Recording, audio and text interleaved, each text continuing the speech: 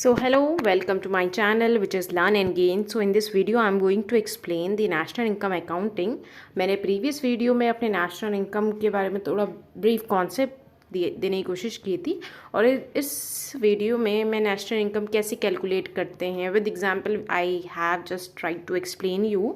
So let's start with this video.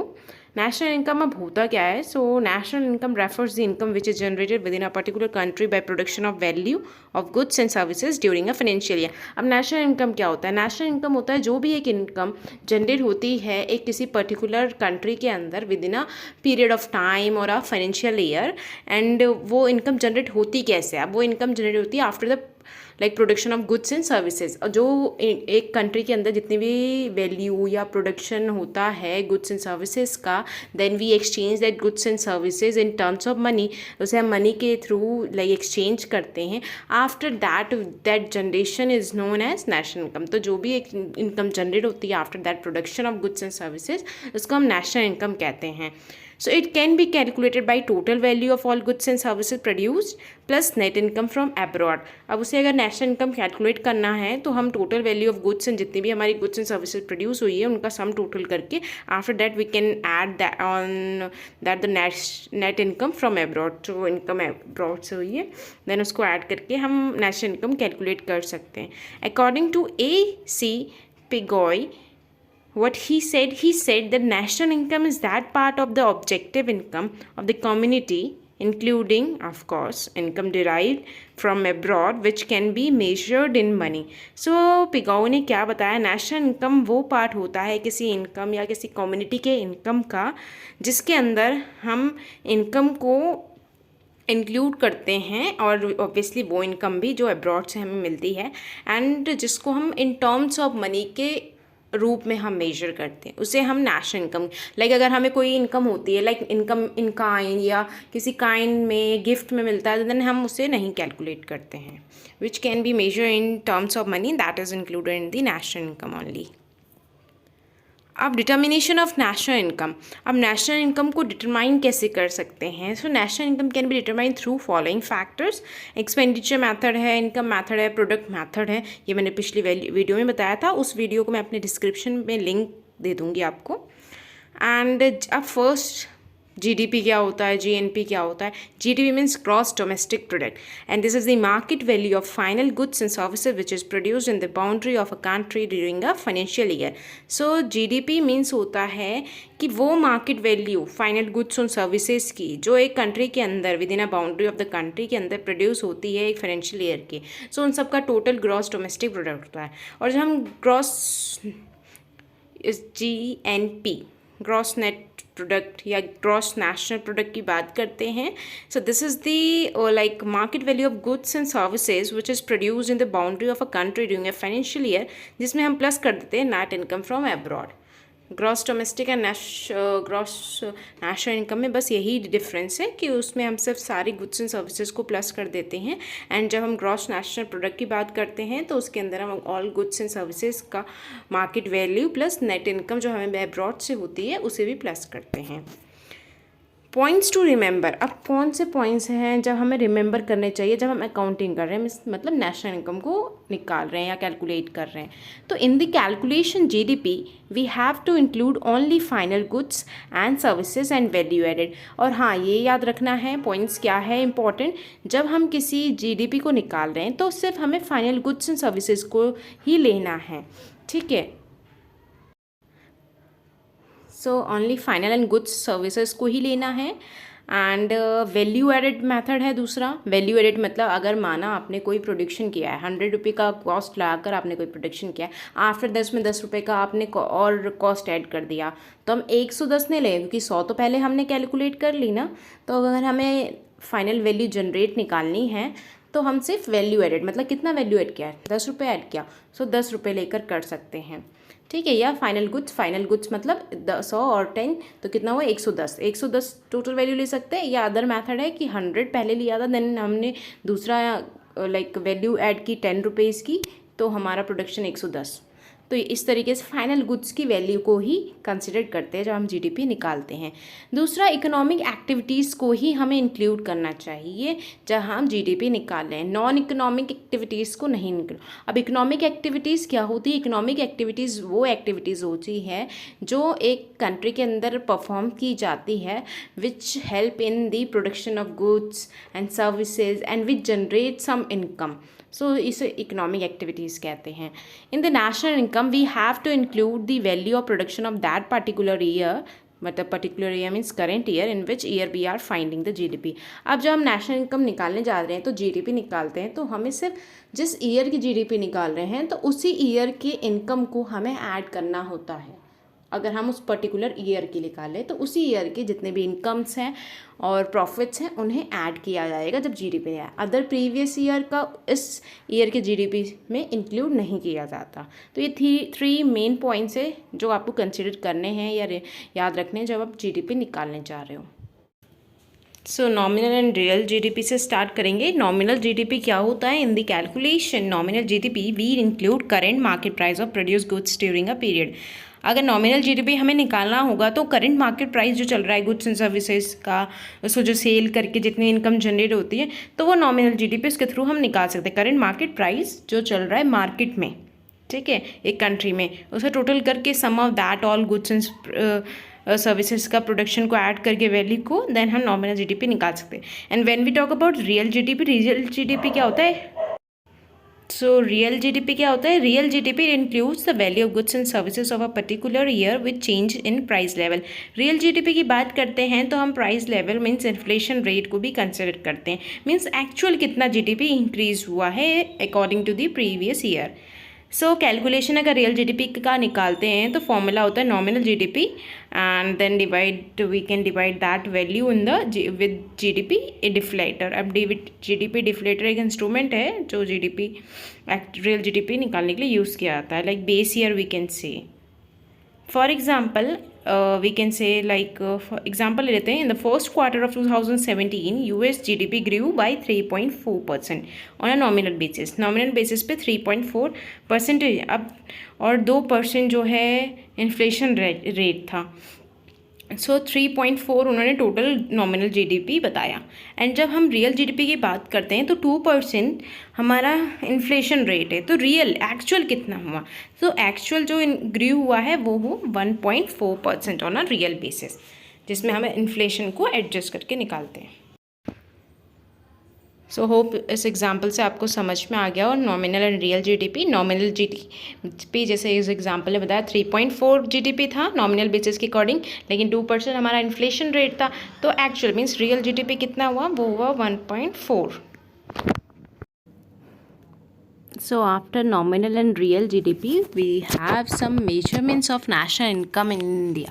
So in India में, मतलब India में national income निकालने कैसे मेजर किया? तो जैसे मैंने बताया कि 3 methods to calculate the national income. Through 3 method we can calculate the national income, which is product method, another is income, then expenditure method. अब स्टार्ट करते हैं प्रोडक्ट मेथड की। प्रोडक्ट मतलब production method. In this method, we determine the total output produced in the economy during a year, and to avoid duplication, we take final goods value और value added in the production. Product method मतलब इस method के अंदर हम total output लेते हैं जो एक इकोनॉमी के अंदर कितना output produce हुआ है, और duplication means duplication को avoid करने के लिए हम we include only final goods and services को, otherwise value added को हम include करते हैं। सो इसका फॉर्मूला है ग्रॉस नेशनल प्रोडक्ट का एट मार्केट प्राइस पे। पहले हम जीएनपी निकालते हैं at market price is equal to GDP. GDP हमारा कैसे निकलेगा एट मार्केट प्राइस? जीडीपी अगर हमें निकालना है तो जितने भी गुड्स एंड सर्विसेज प्रोड्यूस हुई है एक इकोनॉमी के अंदर उन सबको ऐड कर देंगे, plus NFIA net factor income from abroad उसे प्लस कर देंगे, तो हमारा नेशनल ग्रॉस नेशनल प्रोडक्ट आ जाएगा। एंड ग्रॉस नेशनल के बाद हम नेशनल नेट अगर इनकम निकालनी है, net income eight market price, तो जो अगर हमारा ग्रॉस नेशनल इनकम आई है उसमें से हम डेप्रिसिएशन माइनस कर देंगे तो नेट इनकम आ जाएगी। अब नेट इनकम के लिए यार हम, क्योंकि हम जितने भी वैल्यू निकालते हैं मार्केट प्राइस के अकॉर्डिंग, हम जो लाइक रियल या वी कैन से दैट कि जो सही फैक्टर है हमारा वैल्यू नेशनल इनकम को कंसिडर करने का, वो होता है national income eight factor cost. सो फैक्टर कॉस्ट पे निकालने के लिए जितना भी हमारा नेट इनकम आया है एट मार्केट प्राइस पे, उसमें से हम नेट इनडायरेक्ट टैक्सेस को माइनस कर देते हैं, तो हमारी नेशनल इनकम निकल जाती है थ्रू प्रोडक्ट मेथड। तो ये फॉर्मूला आप यूज़ कर सकते हैं प्रोडक्ट मेथड के थ्रू और नेशनल इनकम निकालने के लिए।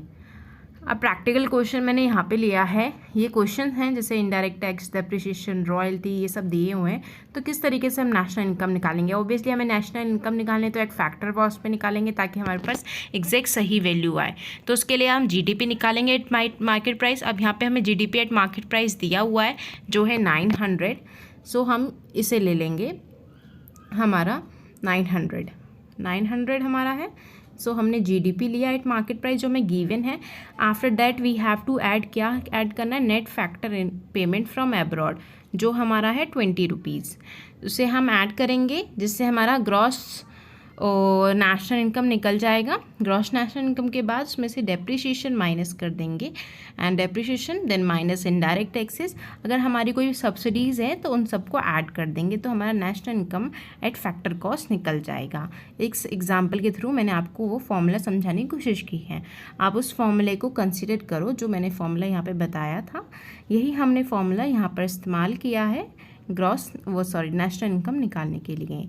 और ये हमारा है प्रोडक्ट मेथड। अब प्रोडक्ट मेथड की बात करते तो हम सिर्फ प्रोडक्शन को इंक्लूड कर रहे हैं, इसीलिए यहाँ पे रॉयल्टी, प्रॉफिट, इंटरेस्ट, रेंट को इंक्लूड नहीं किया गया है, क्योंकि हमें सिर्फ प्रोडक्शन की बात करिए। प्रोडक्शन जो भी एक्टिविटीज़ हम प्रोडक्शन के लिए करते हैं सिर्फ उन्हीं को इंक्लूड करेंगे। अब नेक्स्ट मेथड है हमारा इनकम मेथड। तो इनकम मेथड के अंदर क्या होता है? Sum of all factors income which is given to factor with which help in production of goods and services. अब इनकम मेथड के अंदर जो जो फैक्टर्स जो काम कर रहे होते हैं, इकोनॉमिक एक्टिविटीज़ परफॉर्म कर रहे होते हैं, उन फैक्टर्स को जो हम इनकम देते हैं या उनको जो इनकम देते हैं, वही इनकम जो जनरेट होती है मार्केट के या इकोनॉमी के अंदर, उसे ही हम लाइक इनकम मेथड के थ्रू मेथड यूज़ करते हैं उसके लिए। सो जो भी फैक्टर्स, अब फैक्टर्स की बात करते हैं तो हमारी फैक्टर क्या है? जैसे लेबर हो गया, वेयर हाउस हो गया, तो इसमें फैक्टर इनकम कैसी होती है? Factor income can be like wages, rent, interest, profit. तो ये फैक्टर इनकम है, जो भी फैक्टर है उनसे जो हमें इनकम मिलती है, ये हो गया। अब इसके लिए फॉर्मूला क्या होता है? NDP, net domestic product at factor cost के लिए कंपनसेशन जो है एम्प्लॉयज़ को देते हैं, then plus rent, interest, profit. अब इनकम ऑफ सेल्फ एम्प्लॉय जिसे हम मिक्स्ड इनकम भी कहते हैं, plus net income from abroad, इनको ऐड करके हम नेशनल इनकम निकाल सकते हैं इनकम मेथड का यूज़ करके। अब एक्सपेंडिचर मेथड में क्या करते हैं? Sum of all final expenditure in economy के अंदर एक ड्यूरिंग फाइनेंशियल ईयर के अंदर जितने भी एक्सपेंडिचर होते हैं, फाइनल एक्सपेंडिचर, उन सबको इंक्लूड करके हम नेशनल इनकम को कैलकुलेट कर सकते हैं। यहाँ पे फॉर्मूला है y plus C plus I plus G plus X minus M, जिसे हम कहते हैं नेट। अब हमारा y यहाँ क्या कंसिडर कर रहा है? y हमारा कंसिडर करता है GDP eight market price. y means हम कह सकते हैं जितना भी हमारा ग्रॉस डोमेस्टिक प्रोडक्ट है, हमें जो निकालना है, किस तरीके से निकालेंगे हम नेशनल इनकम को?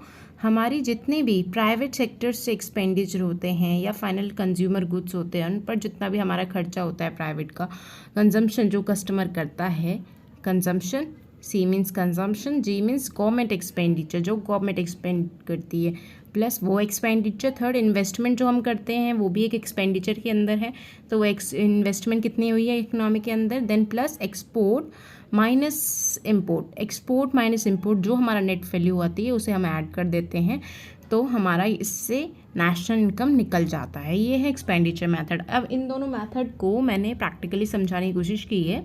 अब इनकम मेथड से अगर हमें निकालना है तो ये प्रैक्टिकल मैंने आपको दिया हुआ है question. Compensation of employees, wages in kind. अब ऑब्वियसली वेजेस इन काइंड है, तो हमने क्या पढ़ा था कि नेशनल इनकम के अंदर हम सिर्फ उसी वैल्यूज़ को कंसिडर करते हैं जो मनी में कंसिडर की जाती है। वेजेस इन काइंड है तो इस वेजेस को इंक्लूड नहीं किया जाएगा। तो अब नेशनल इनकम निकालना है तो कैसे निकालेंगे? इनकम मेथड में मैंने जो फॉर्मूला पीछे बताया, कंपनसेशन, एम्प्लॉय, रेंट, इंटरेस्ट, इन सबको ऐड करेंगे। तो कंपनसेशन ऑफ एम्प्लॉयज़ हमारा यहाँ पे दिया हुआ है 13,1300, इसे ऐड करेंगे। देन हमारा है ऑपरेशन सरप्लस। ऑपरेशन सरप्लस मतलब होता है रेंट, इनकम, प्रॉफिट, ये सब अगर हमें दिया है तो उसे ऐड करेंगे। तो अगर हम यहाँ देख लेते हैं कि हमें ऑपरेटिंग प्लस सरप्लस दिया हुआ है 5000, उसे ऐड करेंगे। देन हमारी mix income of self employed से मतलब जो हमारे इनकम जनरेट हुई उसे ऐड करेंगे। देन हमारा नेट इनकम फ्रॉम अब्रॉड, उन सबको ऐड करेंगे। अब यहाँ पे नेट एक्सपोर्ट की बात कर रहे हैं तो ऑब्वियसली ये हमारा इनकम मेथड में नहीं आएगा। जब हम एक्सपेंडिचर मेथड यूज़ करेंगे तो हम नेट एक्सपोर्ट का यूज़ कर सकते हैं। इनडायरेक्ट टैक्सेस हमारे यहाँ यूज़ नहीं होंगे। इनडायरेक्ट टैक्सेस हमारा प्रोडक्शन मेथड था, उसमें हमने यूज़ किया था। अब वेजेस इसलिए नहीं रहेंगे क्योंकि वो इन काइंड है, मीन्स वैल्यू में, मनी में नहीं है, तो इस तरीके से ये नहीं आएगा। एंड फिक्स्ड कैपिटल फॉर्मेशन की बात करें तो ये भी हमारा एक्सपेंडिचर मेथड के अंदर इंक्लूड होगा। होप आपको इनकम मेथड समझ में आ गया हो। ईजी प्रैक्टिकल क्वेश्चन लिया है मैंने तो। देन आता है एक्सपेंडिचर मेथड का ऑब्वियसली अब यहाँ पे कंसिडर करते हैं। चलो मेरे साथ आप स्टार्ट करो कि कैसे एक्सपेंडिचर मेथड में अब नेशनल इनकम निकालने तो क्या इंक्लूड करेंगे। कंपोजिशन ऑफ एम्प्लॉयज़ इसे इंक्लूड करेंगे नहीं, ये हमारा इनकम मेथड के अंदर है। फाइनल गवर्नमेंट फाइनल कंजम्पशन आएगा। देन कैपिटल फॉर्मेशन आएगा हमारा। उसके बाद export of goods, import of goods, private final consumption आ गई, कंजम्पशन ऑफ फिक्स्ड कैपिटल आ गई। इस तरीके से ये हमें इंक्लूड करें। तो यहाँ पे मैंने समझाने की कोशिश की किस तरीके से हम वैल्यू निकाल सकते हैं। प्राइवेट फाइनल कंजम्पशन एक्सपेंडिचर हमें दिया हुआ था, गवर्नमेंट एक्सपेंडिचर दिया हुआ था, ग्रॉस फिक्स्ड कैपिटल फॉर्मेशन, जो कैपिटल फॉर्मेशन का मीन्स होता है इन्वेस्टमेंट जो हम करते हैं एक बिजनेस के अंदर, उसे हम कहते हैं gross fixed capital formation. Change in stock में कितना चेंज हुआ है, बड़ा घटा, कितना बड़ा घटा, चेंज इन स्टॉक प्लस हमारा एक्सपोर्ट माइनस इम्पोर्ट और एक्सपोर्ट को माइनस करके जो इस तरीके से हम कितना खर्चा हुआ है एक इकोनॉमी के अंदर, उस तरीके से हम निकाल सकते हैं कितनी इनकम जनरेट हुई है। तो ये एक्सपेंडिचर। तो इस होप आपको ये सारा वीडियो में सारे मेथड समझ में आए हों विद प्रैक्टिकल। आप बैक जाकर सारे प्रैक्टिकल को एक बार खुद करने की कोशिश करना, आपको ऑब्वियसली समझ में आ जाएगा विद एग्जाम्पल, और मैंने समझाने की कोशिश की है। So thanks for watching this video and just wait for my next video.